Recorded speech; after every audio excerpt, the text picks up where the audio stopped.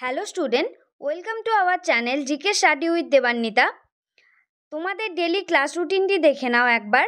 সপ্তাহে 2 দিন থাকবে স্ট্যাটিক জিকে নিয়ে, সপ্তাহে 2 দিন থাকবে জিকে মক টেস্ট এবং সপ্তাহে 3 দিন সাপ্তাহিক কারেন্ট অ্যাফেয়ার্স নিয়ে আমরা আলোচনা করব এবং প্রত্যেক শনি এবং রবিবার কলকাতা পুলিশের এক্সাম রিলেটেড কোশ্চেন নিয়ে ঠিক 9টার সময় আমরা আলোচনা করব এবং বাকি ক্লাসগুলো হবে প্রত্যেক দিন সন্ধে 7:30টার সময়। তাছাড়াও ডেলি শর্টসের জন্য আমাদের চ্যানেলটিকে সাবস্ক্রাইব করে দিও এবং যারা যারা এখনও অবধি আমাদের টেলিগ্রাম চ্যানেলে জয়েন হওনি তারা অবশ্যই জয়েন হয়ে যেও, ডিসক্রিপশানে লিঙ্ক দেওয়া রইল। তাহলে চলো আজকের ক্লাসটি শুরু করা যাক। আজকের ক্লাসের প্রথম প্রশ্ন, কাকে আধুনিক অর্থনীতির জনক বলা হয়?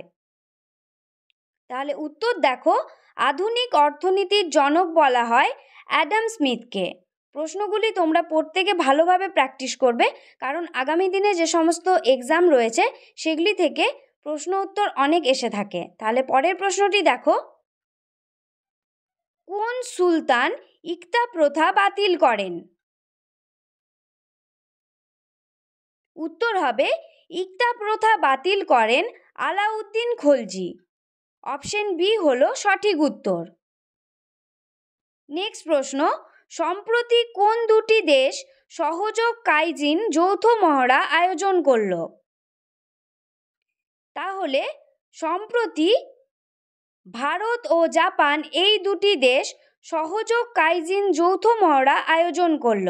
উত্তর হবে ভারত ও জাপান। Option C. 4 নম্বর প্রশ্ন দেখো, নিম্নলিখিত স্বাধীনতা সংগ্রামীদের মধ্যে কে জেনারেল ও ডায়ারকে হত্যার জন্য অভিযুক্ত ছিলেন?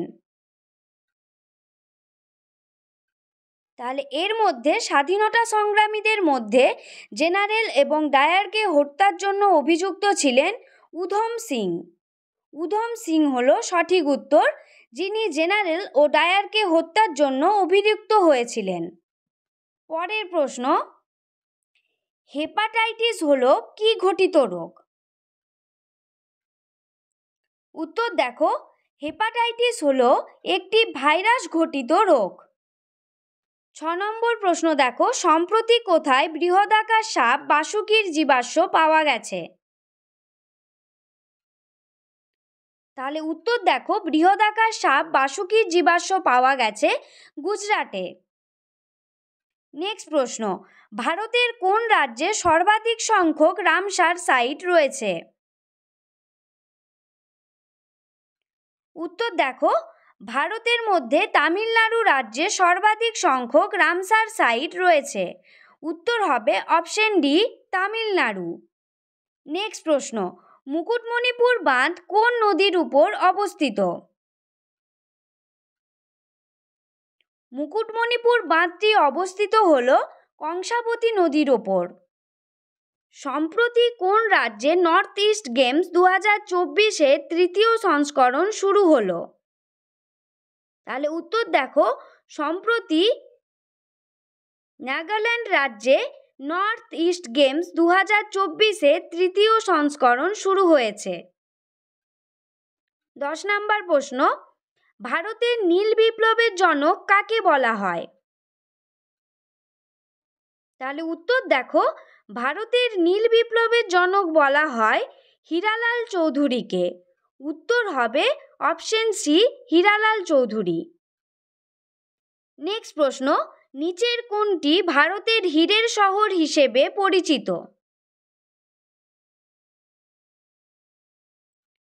উত্তর দেখো, ভারতে হীরের শহর হিসাবে পরিচিত ছিল সুরাট শহরটি।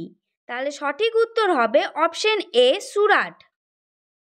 পরের প্রশ্ন, সম্প্রতি মিস ইউনিভার্স প্রতিযোগিতায় কোন দেশ প্রথমবার অংশগ্রহণ করল? সম্প্রতি মিস ইউনিভার্স প্রতিযোগিতায় এদের মধ্যে সৌদি আরব দেশ প্রথম অংশগ্রহণ করেছে। সঠিক উত্তর হবে Saudi Arab. Option D. Next প্রশ্ন, আমাদের দেহে মেলিয়াস হাড় কোথায় অবস্থিত? উত্তর হবে আমাদের দেহে মেলিয়াস হাড় অবস্থিত মধ্যকর্ণে।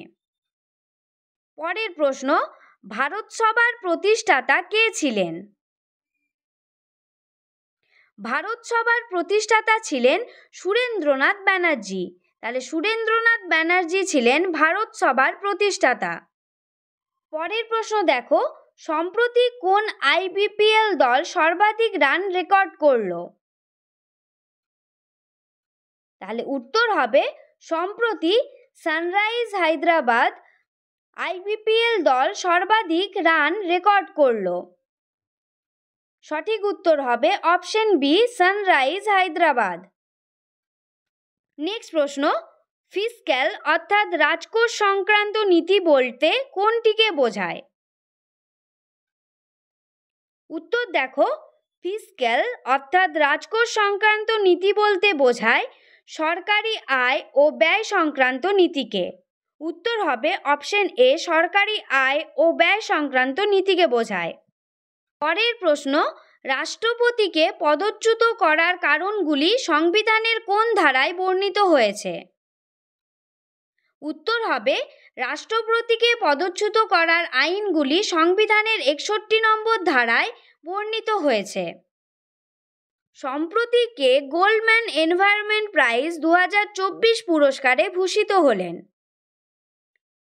উত্তর হবে সম্প্রতি গোল্ডম্যান এনভায়রনমেন্ট প্রাইজ 2024-এ ভূষিত হলেন অলোক শুক্লা।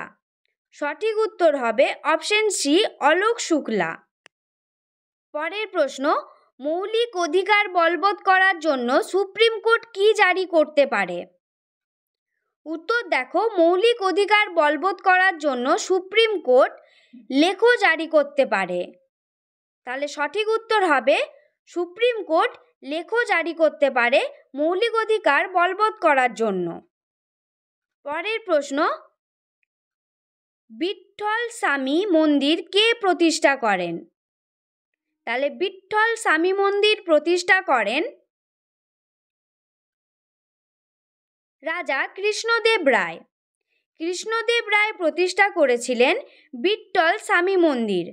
আজকের ক্লাসটি আমরা এখানেই শেষ করছি। এই ধরনের প্রশ্ন জানতে হলে অবশ্যই চ্যানেলটিকে সাবস্ক্রাইব করে দিও।